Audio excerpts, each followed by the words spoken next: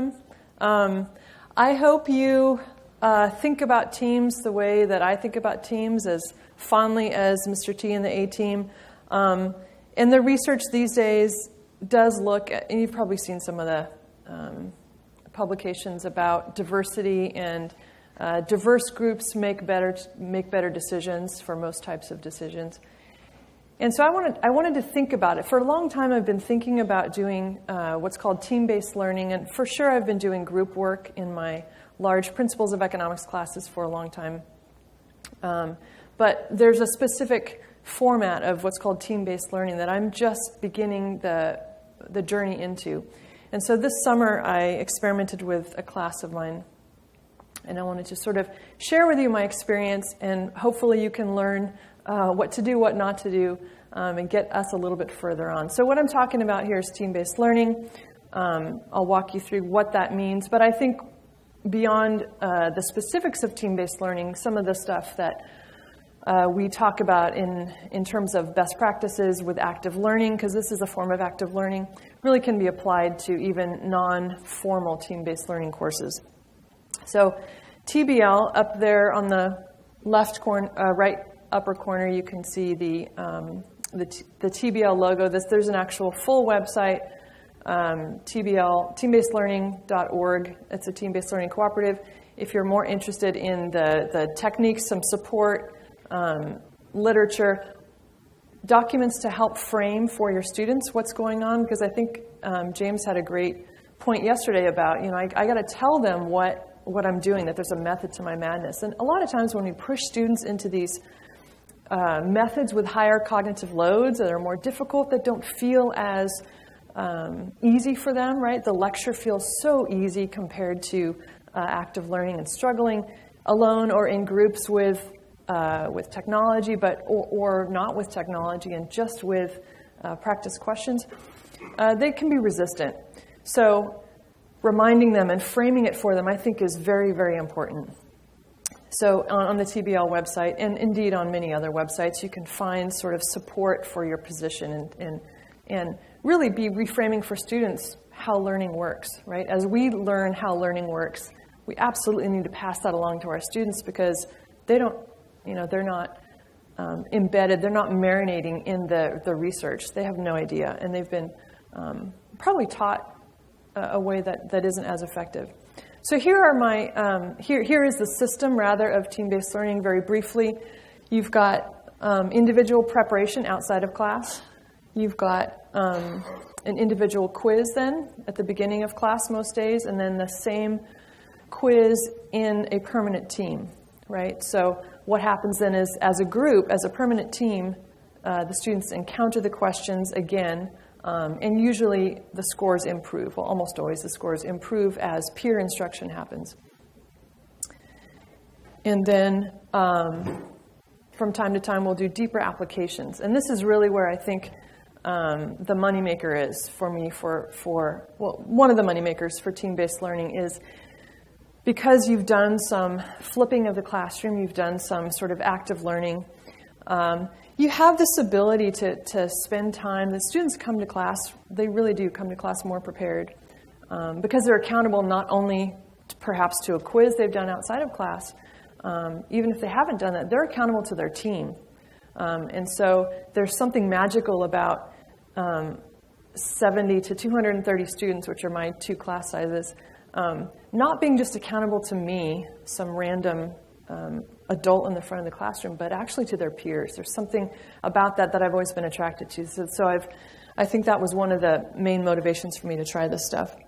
And then the instructor's job changes a bit, right? So instead of the lecture and maybe some clicker questions or whatever to check in, it really becomes on an as-needed basis, right? So we're really there more to mini lecture, to help groups when needed, to sort of be there as a learning guide, learning alongside.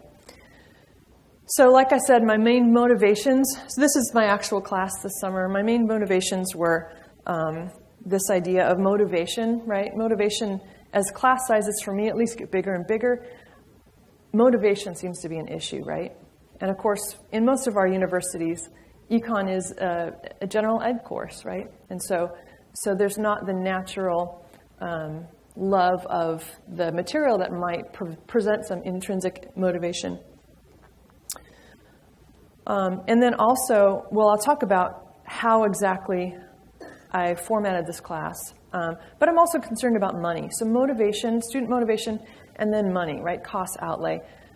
Cost outlay for myself in developing the materials, right? But cost outlay for the students as well. So being mindful of that, especially in California. I'm part of the Chancellor's Course Redesign with Technology initiative, where there's grants sort of put forward alongside deliberate redesigns with technology, and they really hope for and push for low-cost solutions, but also they're putting money out specifically for dissemination of low-cost resources, sort of in a sister grant. So there's a lot of push in California, probably not unlike what you might have in your state. So the promise for me, the promises are the motivation issues, right? We've heard a little bit about formative practice or formative assessment, right? This idea of low stakes, low cost practice that becomes a safer spot for students to sort of try out mastery. So that's an important part for me too. I don't want to ever give that up. In fact, I want to increase that in my classes whenever possible. And there's becoming more and more evidence that this kind of practice especially helps underrepresented minority students, first-generation students, students who might be coming in with some extra fears or some extra baggage or just less prepared. And we've also got this idea that goals and targeted feedback, that idea that some have already mentioned, this sort of specific outline of the course. They want to know what to do. This offers that as well. And I would assert that team-based learning does offer, and active learning in general, offers a healthier learning sort of model, right? The process of working through material more than once is more than likely hopefully how their future careers will look, right? So the idea of being okay with failure and with mistakes, and that is the natural part of the learning process, makes for, I think, a much less fragile and brittle workforce as well. Ability to own mistakes and to not be afraid of those mistakes. So the challenge, the costs really of going in the team-based learning route are developing materials for me, right? Especially the larger application exercises, the more context-rich applied materials, right? That takes time to do. And how to do grades. I have usually pretty large classes, so how do you collect grades, right? And then the inevitable, maybe for some of us, existential crisis of moving, after I've been teaching for 20 years as the queen of my classroom, sort of them hanging on every brilliant word that comes out of my mouth, and all the super funny jokes, and all the super relevant cultural sort of tags I can put in there, which of course become less and less every year. And now I don't know about you, now we're in danger of the fact that millennials have sort of rebranded terms like Netflix and chill and stuff like that, we can very accidentally say something very inappropriate, right? So this idea of that being the main currency of the classroom, I think is, in the research, showing to be less than desirable, but also just the older I get, the less I can sort of hook them, at least with the cultural references, right? So yeah, the A-team slide that some of you would recognize would be so silly in my classroom. It wouldn't go anywhere. So here's, again, my actual students. Let me introduce you to them. So it's really the stars aligned for me this summer. I had a small class. This class was 31 incoming freshmen, and this is their first time in university, right? So they are super motivated. They've self-selected, by the way, to do a boot camp. 8 units. We're in a quarter system, so 8 units in 3 weeks. Madness. And I said, well, quarter system seems fast to everybody else, but it's going to seem really slow to you guys after this 3 weeks if you survive the 3 weeks. And so they do a boot camp sort of format. And I thought, well, this is a perfect opportunity. I've got some extra time in the summer, right? I'm not prepping for as many classes. So I have the time to maybe do some work up front. And also, I'm going to be in classroom with them every day for 4 hours. No way am I going to want to lecture. Actually, I might want to lecture for 4 hours, but no way is that going to go work for them, especially because this class was in the afternoon. They've already had 4 hours of lecture in the morning, right? So it wasn't going to work. So I figured I have to, and it's now or never, right? So let me report to you what I did, because I'm still worried about the cost of the class. So the cost of developing the class, right? So mindful of what, and what Chelsea brought up some good points about millennials, right? Mindful of what I've picked up, at least from my students, are the following, right? That they multitask. It's a way of life. They don't read the text before class.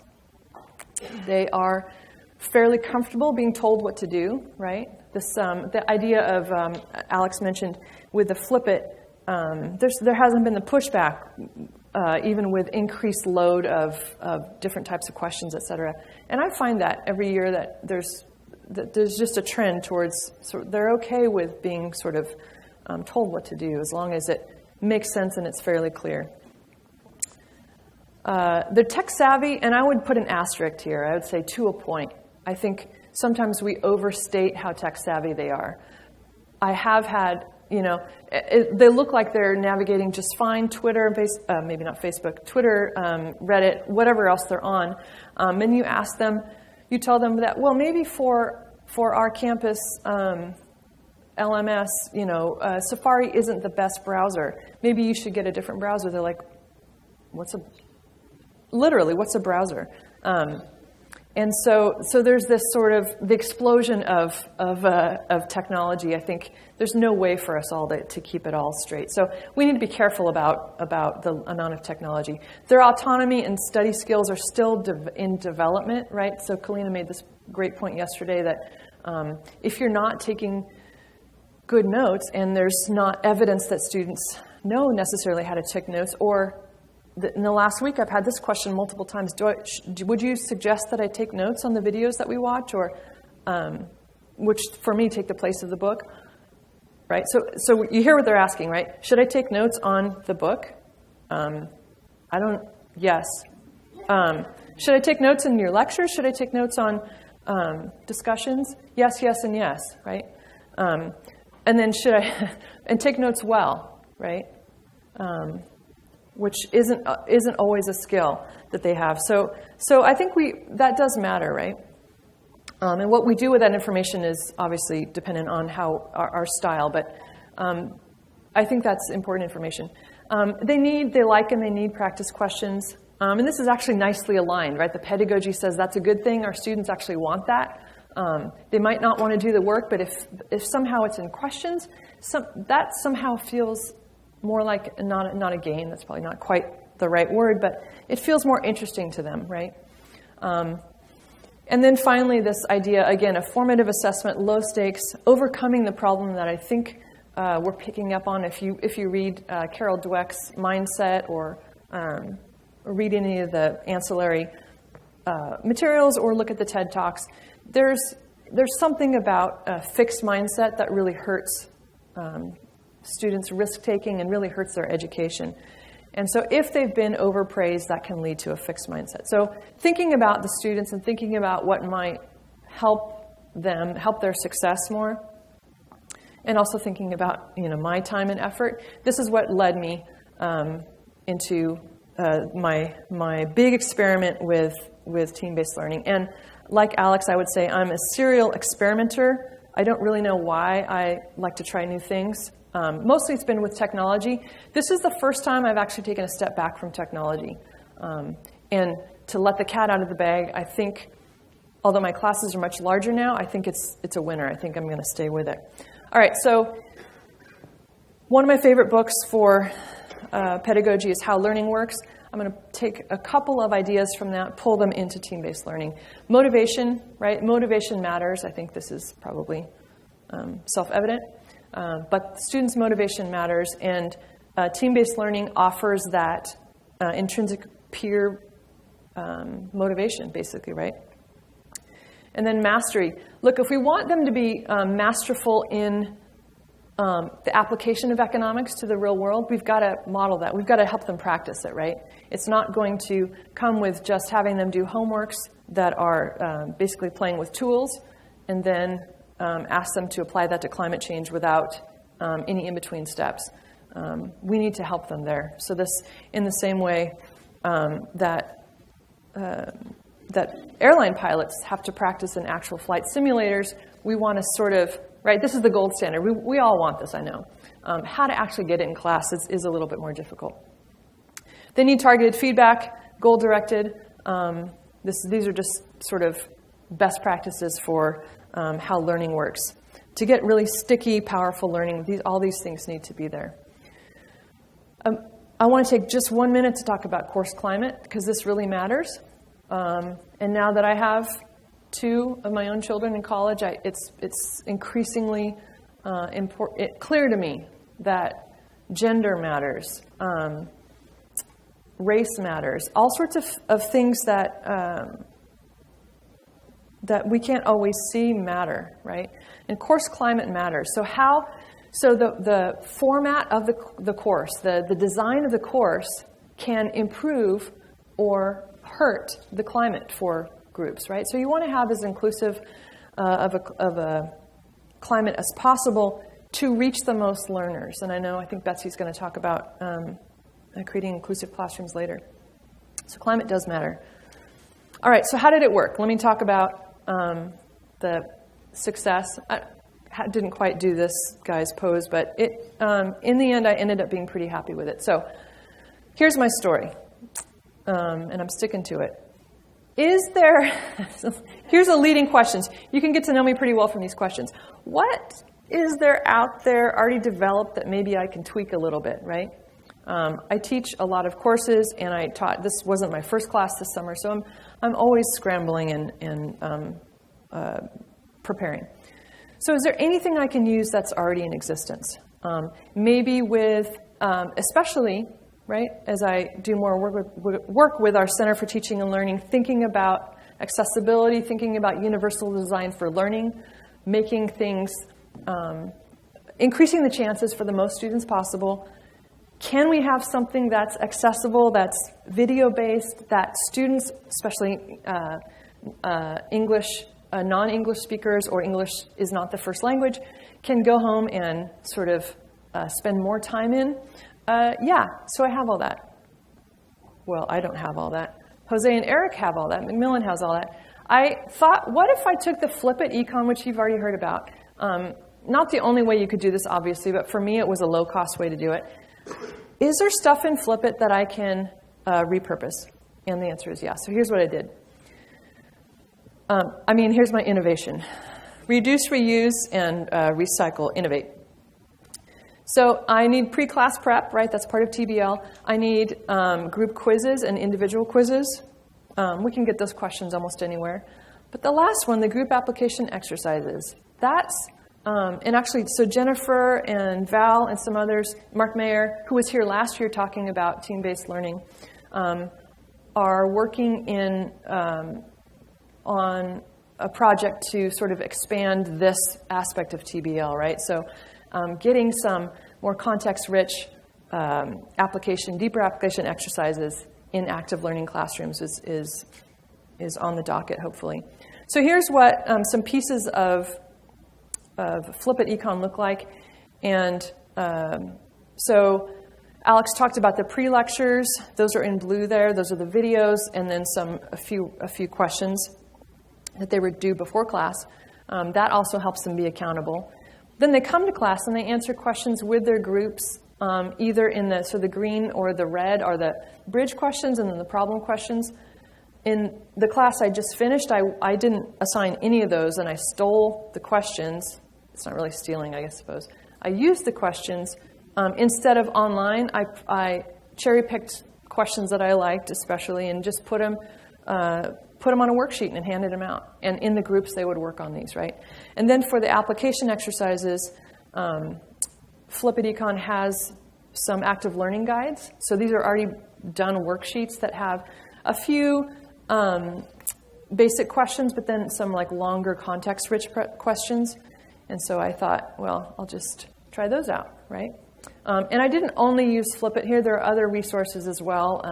Starting Point Econ, Econ Ed Active. There are some nice repositories that have some material in there.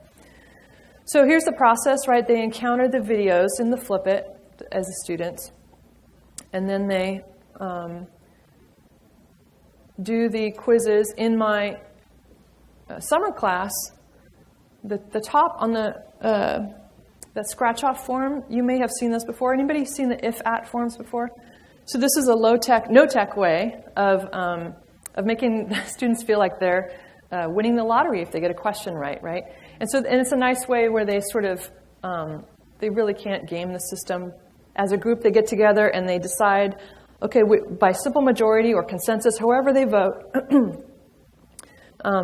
they decide that A is the correct answer. They scratch that off. It's not A, shoot. So then they talk some more, and they get declining points. So if it takes them 2 scratches, they get 2 points. For instance, you can set this up however you want, right? And so they work together. So it's a group working together for a common goal, which overcomes a lot of unnecessary bad things.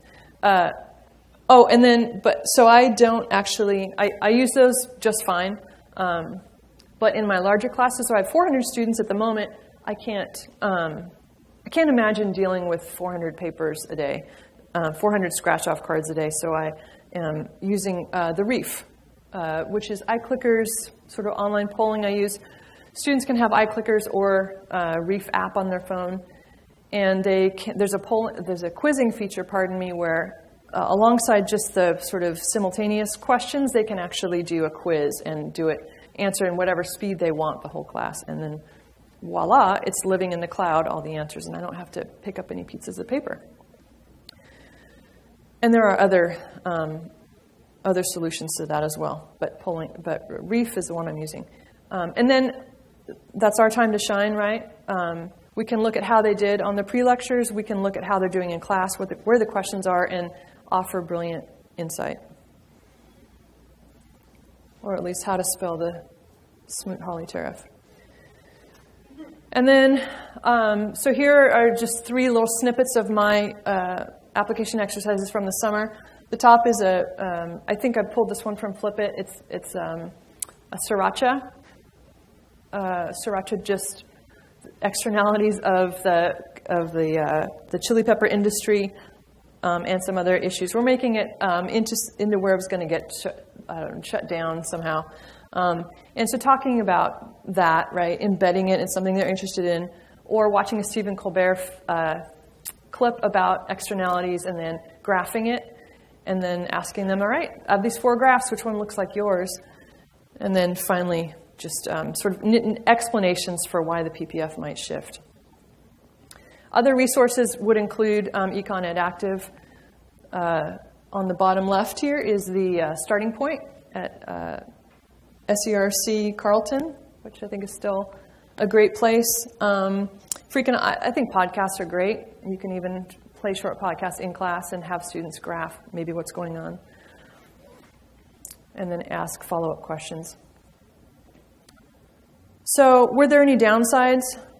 Honestly, in my small, super select class, it was nothing but gold. And they actually started remembering the Magic School Bus. You guys know that show? They started calling me, especially because of the color of my hair, Ms. Frizzle. That's what we're doing in this class, right? We're just like going wild and crazy on these adventures, which I thought, keep that enthusiasm up. We need more of it in college.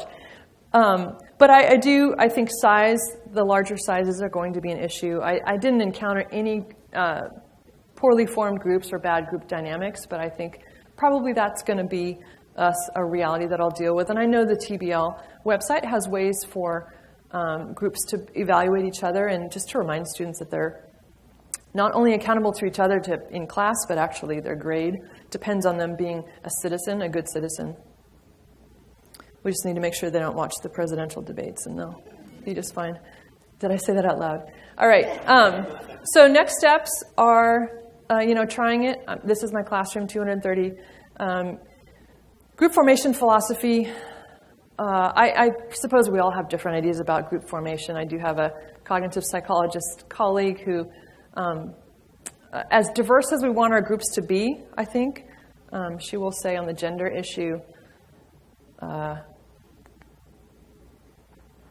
keep them separated. So I'm not sure what I'm going to do with that. And it's not necessarily female-only, male-only groups, but this is an idea, and if you have ideas, I'd love to hear about them. But making sure, especially at Cal Poly, we have, because we're an engineering-heavy school, we tend to have fewer females in some of these classes.